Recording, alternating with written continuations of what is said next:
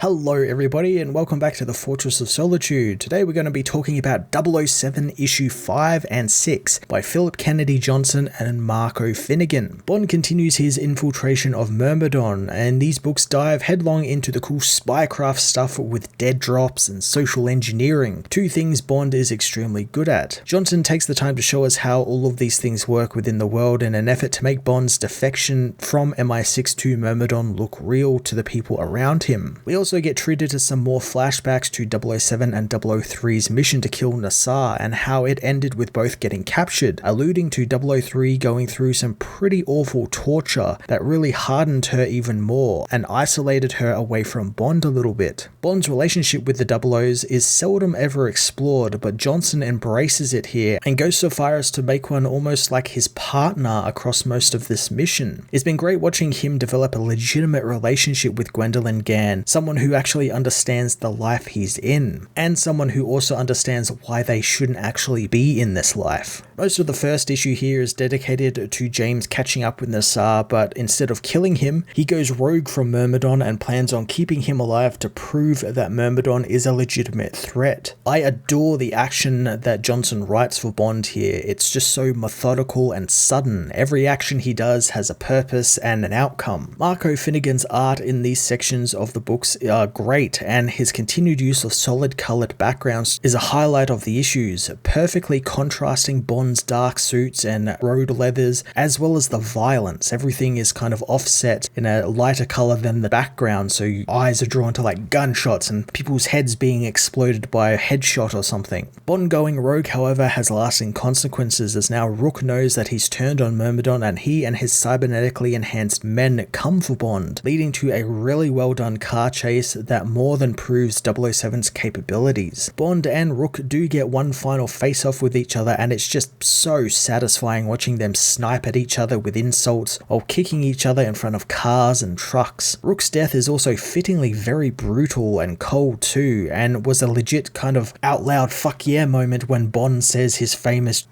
James Bond line, since I believe that's the first time he's used it in this book, which is just such a fitting and really satisfying way to earn that name. The overarching theme of this first arc so far has been Bond trying to find a purpose or learning to find something that makes his life worth it. 003 was able to find it, and through her, Bond has as well, and you can feel he has grown as a character over these first issues because of it, which is also quite shocking to say, since James Bond never really grows in any decent amount across, the books, movies, and video games. So Johnson putting in the extra work to do that when he didn't actually need to keep the character going is quite cool. Bond, of course, now is on the run from both Myrmidon and MI6 and probably everyone else in the world, so I'm looking forward to seeing how he will right the wrongs alongside Gwen when they are faced not just with Myrmidon but also other 00 agents who will be coming after him. Johnson and Finnegan's 00 series continues to be an action-packed spy thriller, filling its pages with so many cool spycraft moments and over-the-top action sequences, but never forgets to give 007 some much-needed character development and explore his drive for why he does what he does. I'm going to give these issues an 8.5 out of 10, and I highly recommend you check out the previous 4 issues of the series. If you also want to check out some more of my 007 reviews, click on the links on the screen now, or if you want to check out some more superhero-orientated content, check out my catch-up on Night Terrors from DC Comics.